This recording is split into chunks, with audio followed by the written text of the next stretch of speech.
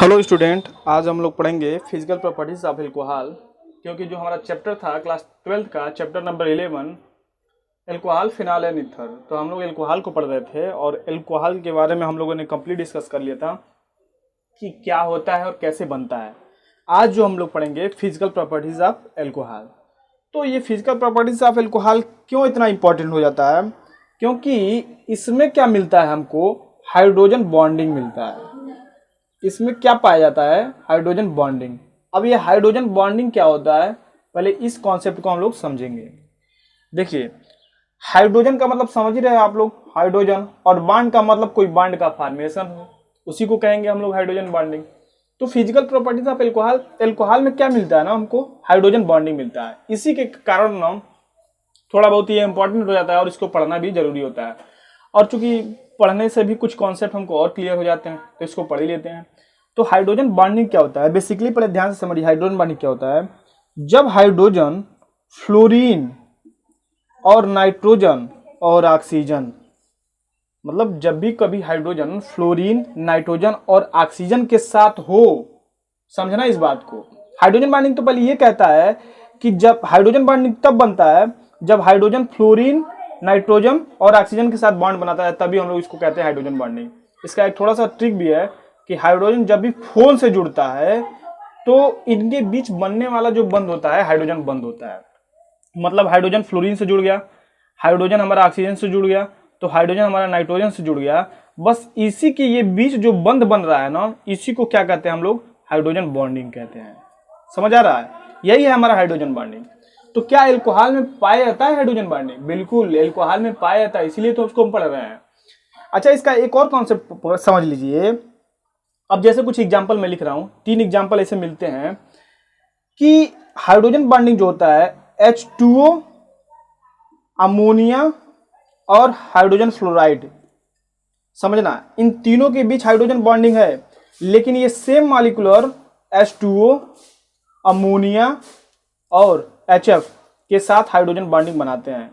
कहने का मतलब ये हुआ कि हाइड्रोजन बॉन्डिंग तभी बनेगा, इस चीज को नोट करिए, इसको इंपॉर्टेंट पॉइंट है। इसको हाइड्रोजन बॉन्डिंग तभी बनेगा जब दोनों कंपाउंड में हाइड्रोजन के साथ क्या क्या होना चाहिए?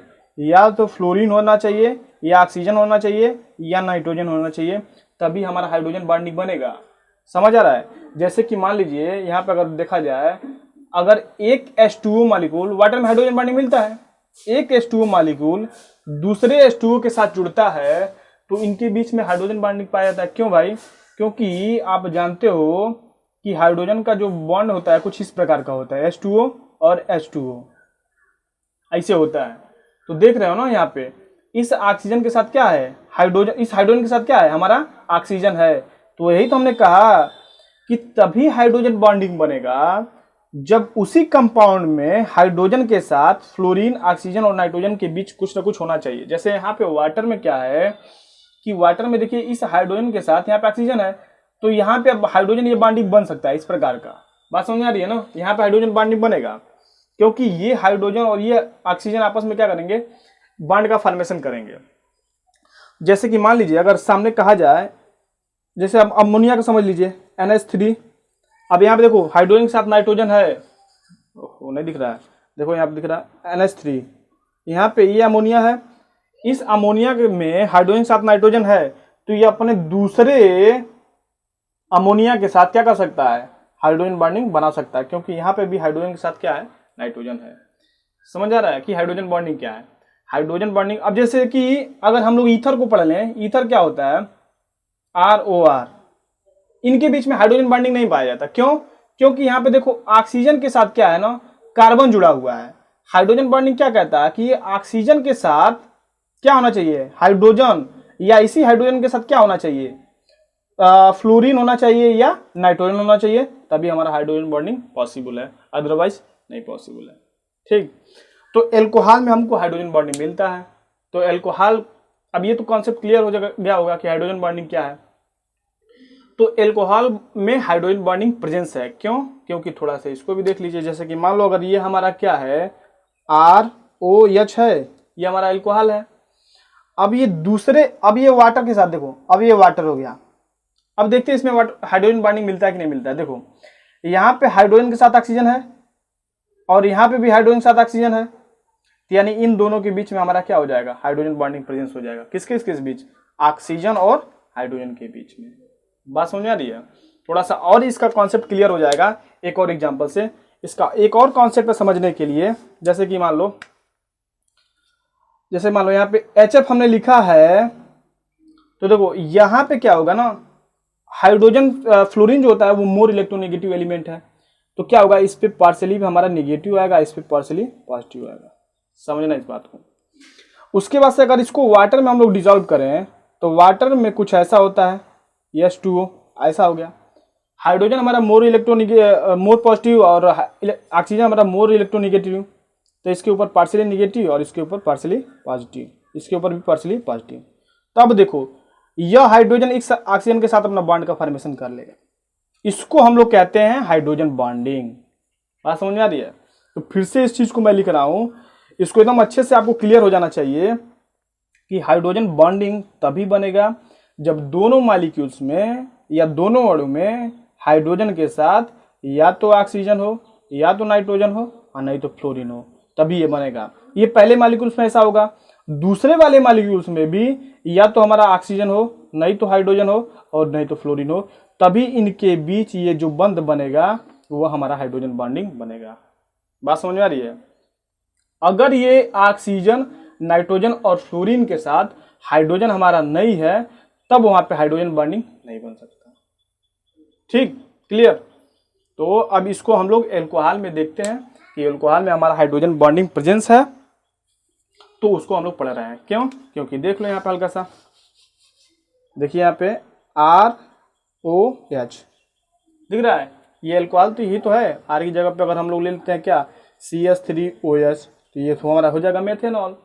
अब मेथेनॉल में देखो हाइड्रोजन के साथ ऑक्सीजन है, तो ये हाइड्रोजन बॉन्डिंग वाटर के साथ क्या कर सकता है, बना सकता है। अब यहाँ पे हाइड्रोजन और ये ऑक्सीजन आपस में मिलकर हाइड्रोजन बॉन्डिंग बना लेंगे। ये था थोड़ा सा हाइड्रोजन बॉन्डिंग का कॉन्सेप्ट। अब ये समझ गए आप लोग, तो आइए इसकी पॉइंट वाइज को, फिजिकल प्रॉपर्टीज की जितने भी पॉइंट वाइज हैं उसको हम लोग क्या करते हैं, कवर करते हैं बहुत ही आसान और इजी वे में। ठीक, तो देखिए पहला जो इसका भौतिक अवस्था है, जिसको हम लोग क्या करते हैं, फेज कहते हैं।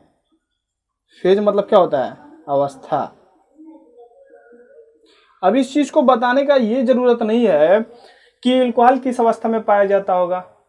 अब सब लोग जानते हो कि एल्कोहल किस अवस्था में पाया जाता होगा, लिक्विड अवस्था में पाया जाता होगा। लिक्विड मतलब द्रव अवस्था में पाया जाता होगा। क्लियर? अब ये फेज इसका क्लियर हो गया कि जितने भी एल्कोहल होते हैं वो किस अवस्था में पाए जाते हैं, लिक्विड अवस्था में पाए जाते हैं, द्रव अवस्था में पाए जाते हैं। क्लियर? अब ये दूसरा जो इसके तीन ही प्रॉपर्टीज हैं। पहला तो फेज क्लियर हो गया, अवस्था। अवस्था मतलब किस अवस्था में मिलता है, तो लिक्विड अवस्था में, जिसको हिंदी में द्रव कहते हैं। दूसरा जो इसका प्रॉपर्टी है वो है क्या, सॉल्युबिलिटी। सॉल्युबिलिटी का मतलब क्या हुआ, विलेयता। विलेयता इसका किस प्रकार है, मतलब ये वाटर में विलेय है कि नहीं है, जल में विलेय है कि नहीं है। ठीक, तो देखिए इसका पहला जो कंपाउंड होता है वो होता है हमारा मेथेनॉल। ठीक, ये मेथेनॉल हो गया। अब ये मेथेनॉल जब हम लोग इसको, जैसे कि मान लो ये हमारा कंटेनर है, पात्र जिसको कहते हैं, यहाँ पे H2O है, मान लो H2O है, इस मेथेनॉल को हम लोग इसमें क्या किए, डाल दिए। तो क्या ये मेथेनॉल इसमें घुलेगा? देखो अब ये चीज आपको दो चीजें आनी चाहिए यहाँ पे, जो जैसा है वैसा ही घुलता है। आप लोगों ने चैप्टर उसमें सोल्यूशन में पढ़ा होगा, लाइक डिजॉल्व लाइक, जो जैसा है उसी में घुलता है। तो इसके दो कॉन्सेप्ट है, उसको भी मैं क्लियर कर देता हूं कि वो दोनों कॉन्सेप्ट क्या है। पहला जो मेन कॉन्सेप्ट है, इसका मेन जो थीम है उसको समझिए। बिकॉज एल्कोहल जैसे ही वाटर में जाता है तो वाटर में एल्कोहल मिलने के बाद से हाइड्रोजन बॉन्ड का फॉर्मेशन कर लेता है। This is a main reason, ये मेन रीजन है।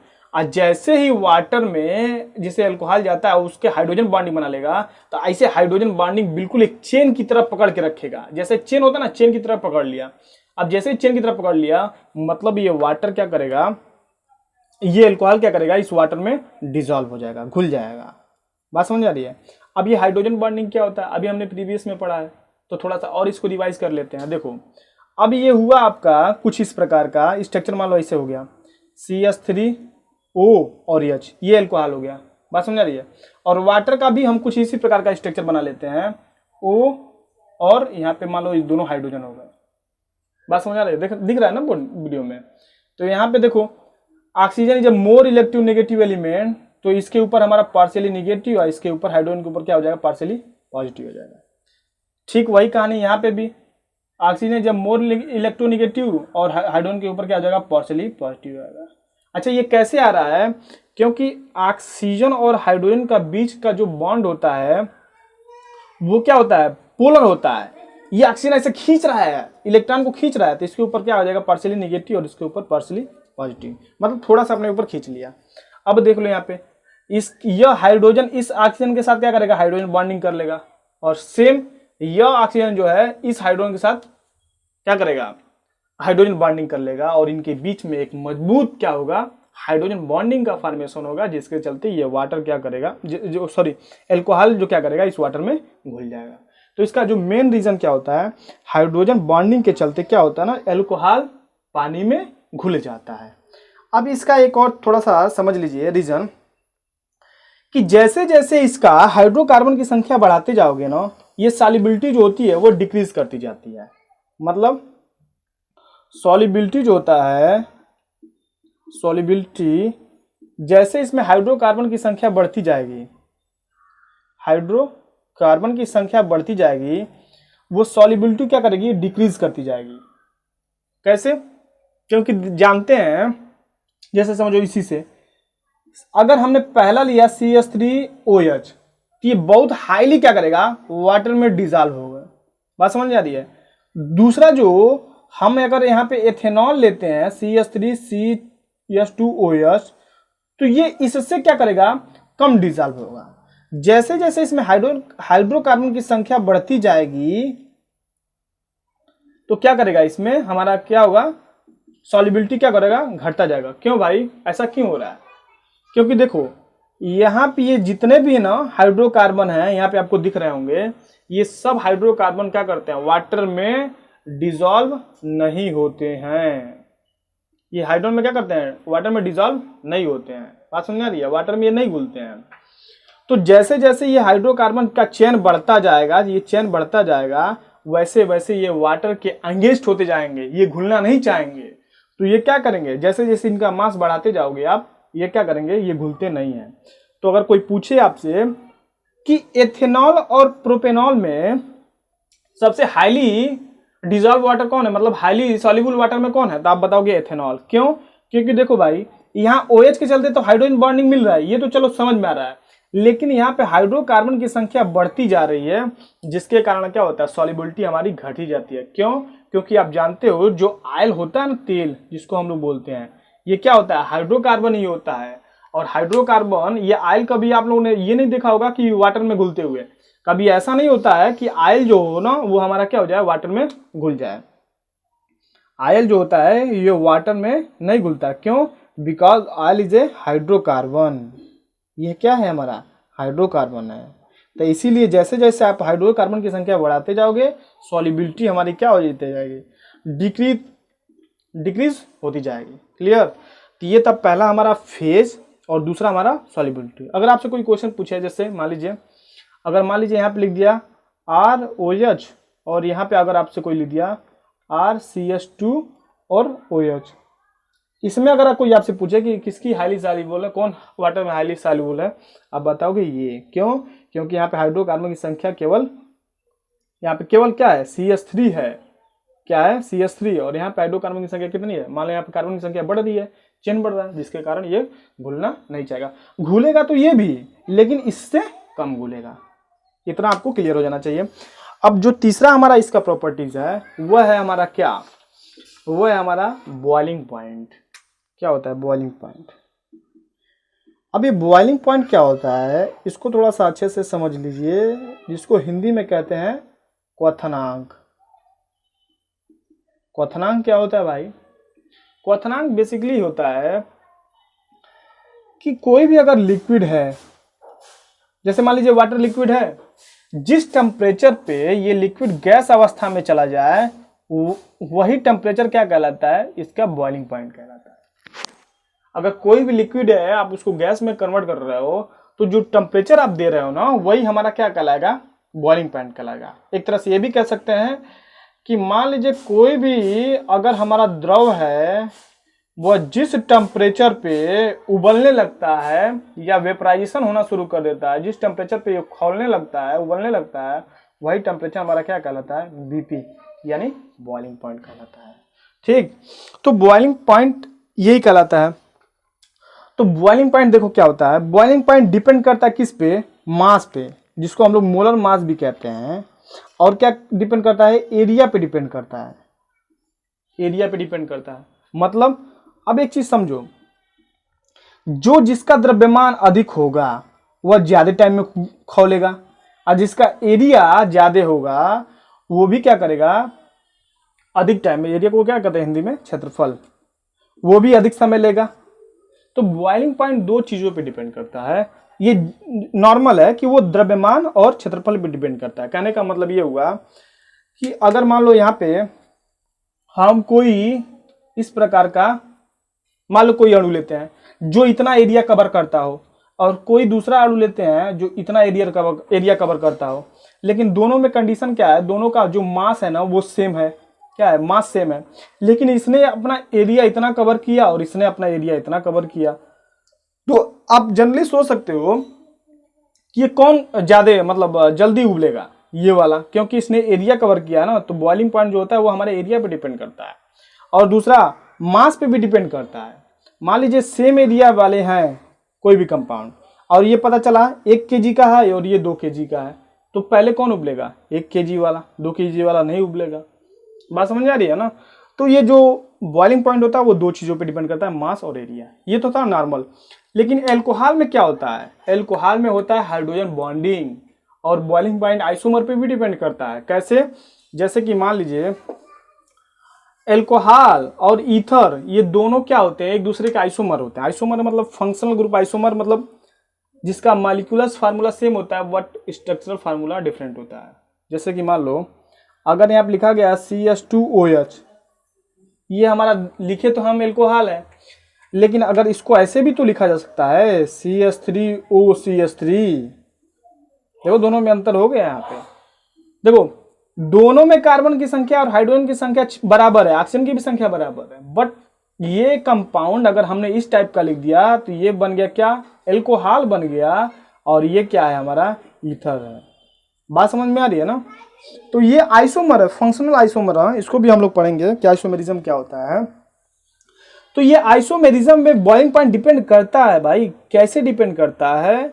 क्योंकि विद इन मॉलिक्यूल्स में एल्कोहल के बीच हाइड्रोजन बॉन्ड मिलता है, और हाइड्रोजन बॉन्ड क्या होता है? वीक बॉन्ड में फोर्स ऑफ अट्रैक्शन से प्रबल होता है, स्ट्रांग होता है। समझ आ रहा है ना? अब जैसे देखिए कि बॉइलिंग पॉइंट के केस में क्या होगा। अब जो बॉइलिंग पॉइंट का केस होगा उसमें क्या होगा? एल्कोहल के बीच में हाइड्रोजन बॉन्डिंग मिलेगा। कैसे? जैसे कि मान लो यहाँ पे RO और H लिख दिया, एल्कोहल, पहला एल्कोहल, और दूसरा एल्कोहल हमने यहाँ पे लिख दिया O और R, ये भी एल्कोहल है। अरे ROH और ROH। चूंकि देखो अब यहाँ पे ऑक्सीजन जो होता है हाइड्रोजन से मोर इलेक्ट्रोनेगेटिव है, इसके ऊपर आएगा पार्शियली निगेटिव, और इसके ऊपर आएगा क्या? पार्शियली। इस वाले भी केस में क्या होगा? ऑक्सीजन के पास क्या होगा? हमारा निगेटिव आएगा और इसके ऊपर पॉजिटिव आएगा, हो जाएगा। तो यहाँ पे अब देखो इसके बीच क्या होगा? इसके बीच भी हाइड्रोजन बॉन्डिंग, और यहाँ पे भी हाइड्रोजन बॉन्डिंग। तो यानी हमारा एल्कोहल के बीच में क्या होता है? हाइड्रोजन बॉन्डिंग प्रेजेंस होता है, बट ईथर में क्या होता है? हाइड्रोजन बॉन्डिंग नहीं प्रेजेंस होता है। क्यों?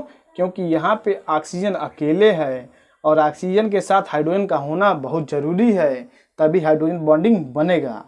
देखो क्या होता है, ईथर भी अपने साथ एक बॉन्ड बनाता है जिसको कह सकते हैं फोर्स ऑफ अट्रैक्शन। क्या होता है कि देखो यहाँ कार्बन से खींचेगा तो इसके ऊपर माइनस, और यहाँ पे भी प्लस, यहाँ पे भी प्लस। बात समझ आ रही है? लेकिन जो दूसरा हमारा ईथर होता है सेम उसका भी यही काम होता है, यहाँ पे भी R हो जाएगा, तो इसके ऊपर भी खींचेगा तो ये माइनस और ये प्लस हो गया, यहाँ पे भी प्लस हो गया।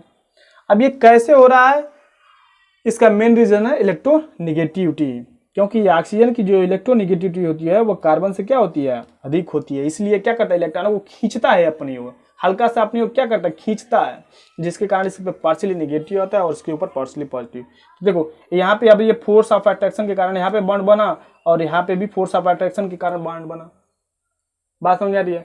लेकिन ये फोर्स ऑफ अट्रैक्शन के कारण जो बॉन्ड बनता है ये हाइड्रोजन बॉन्ड से क्या होता है, वीक होता है, समझ आ रहा है। तो जैसे कि मान लो अगर एक एल्कोहल दूसरे एल्कोहल से कुछ मिला तो कुछ इस प्रकार का चैन बनाया, मान लो ये पहला एल्कोहल है ये दूसरा एल्कोहल है, तो यहाँ पे तगड़ा क्या हुआ है, बॉन्ड बना है। लेकिन जो ईथर है, ईथर का एक मॉलिक्यूल यहाँ पे है और दूसरा मॉलिक्यूल यहाँ पे है, तो इनके बीच ये जो बॉन्ड बना है ये थोड़ा सा वीक है। तो आप सोच सकते हो कि बॉइलिंग पॉइंट क्या होता है, बॉइलिंग पॉइंट होता है क्या, किसी भी टेम्परेचर पे किस टेम्परेचर पे जो लिक्विड होता है वो द्रवावस्था में चला जाता है। तो मान लो ये हमारा क्या है, अब ये चीज समझ लिए तो देखो एक तरह से प्रैक्टिकली इसको समझते हैं कैसे। देखिए बहुत आसान है, मान लो यहाँ पे एक हमने पात्र ले लिया और यहाँ पे भी क्या है, एल्कोहल है, और यहाँ पे हमने एक पात्र ले लिया, यहाँ पे क्या हमारा ईथर है, इसको भी हम लोग क्या कर रहे हैं, हीट कर रहे हैं, और इसको भी हम लोग क्या कर रहे हैं, हीट कर रहे हैं, ठीक। तो ये बताओ इसके बीच में हाइड्रोजन बॉन्ड के चलते इतना ओवरलैप हुआ है, इतना एरिया कवर किया है, तो ये मजबूत बॉन्ड बनाएगा। ईथर के बीच फोर्स ऑफ अट्रैक्शन के कारण केवल इतना ओवरलैप हुआ है, तो बता सकते हो तुम लोग किसको हम लोग हीट करेंगे, किसको हम लोग हीट करेंगे तो जल्दी टूट जाएगा। बेसिकली इसको थोड़ा सा ही टेम्परेचर देने पे क्या करेगा, ये टूट जाएगा। कितना, लगभग 40 डिग्री सेंटीग्रेड पे क्या करता है, ये ईथर फेज में चेंज कर लेता है, यानी लिक्विड से किस में चला जाता है, गैस में चला जाता है। और एल्कोहल में तो होता है, तो एल्कोहल में कितना होता है, लगभग हमारा होता है 78 डिग्री सेंटीग्रेड। क्यों, क्योंकि इसके बीच ये जो ओवरलैप हुआ है, ये जिसको हम लोग कॉन्सेप्ट इसका समझ चुके हैं, ये क्या है, हाइड्रोजन बॉन्डिंग यहाँ पे प्रेजेंस है, जिसके कारण ये क्या हो रहा है, इसको वेपराइजेशन होने में 78 डिग्री सेंटीग्रेड का तापमान चाहिए, और इसको वेपराइजेशन होने में केवल 40 डिग्री का तापमान चाहिए। बात समझ आ रही है। तो ये था इसके 3 फिजिकल प्रॉपर्टीज। एक बार हल्का सा रिवाइज कर लेते हैं, ये तीनों फिजिकल प्रॉपर्टीज कैसे कैसे हमने पढ़ी। पहला फिजिकल प्रॉपर्टी हमने पढ़ी थी फेज। फेज का मतलब क्या होता है, अवस्था। किस अवस्था में पाया जाता है, द्रव अवस्था में, यानी लिक्विड अवस्था में क्या होता है, पाया जाता है। दूसरा हमने पढ़ा सॉल्युबिलिटी। सॉल्युबिलिटी हमने पढ़ा। सॉल्युबिलिटी का मतलब क्या हुआ कि जो हमारा पहला एल्कोहल का ग्रुप होता है ये हाईली सॉल्युबल होता है, लेकिन जैसे जैसे इसमें हाइड्रोकार्बन की संख्या बढ़ाती जाओगे हमारा क्या हो जाएगा, सॉल्युबिलिटी डिक्रीज करता जाएगा। बात समझ आ रही है। क्यों, क्योंकि because hydrocarbon is not soluble in water, ये जल में नहीं घुलता। तीसरा हमने प्रॉपर्टीज पढ़ी थी क्या, बॉइलिंग पॉइंट। बॉइलिंग पॉइंट के केस में एल्कोहल जो होता है वो ईथर का बॉइलिंग पॉइंट क्या होता है, अधिक होता है। क्यों भाई ऐसा होता है, बिकॉज क्योंकि एल्कोहल में क्या होता है, हमारा हाइड्रोजन बॉन्ड होता है, और ईथर में हमारा क्या होता है, ये फोर्स ऑफ अट्रैक्शन होता है, जो कि हाइड्रोजन बॉन्डिंग से क्या होता है, वीक होता है। क्यों, क्योंकि हाइड्रोजन बॉन्डिंग अगर एक प्रैक्टिकली समझो तो कुछ इस प्रकार का ओवरलैपिंग होता है जो इतना एरिया कवर करता है, और जब फोर्स ऑफ अट्रैक्शन क्या होता है, कुछ इस प्रकार का होता है। जैसे मान लो ये पहला मॉलिक्यूल, ये दूसरा मॉलिक्यूल, इनके बीच में कुछ इस प्रकार का होता है, जिसके कारण क्या होता है, ये कम टेम्परेचर पे टूट जाता है। तो ये था इसका फिजिकल प्रॉपर्टीज। आराम से इसको हम लोग क्या कर सकते हैं, पढ़ सकते हैं और समझ सकते हैं। अगले वीडियो में हम लोग मिलते हैं केमिकल प्रॉपर्टीज ऑफ एल्कोहल में। तब तक के लिए टेक केयर, बाय बाय।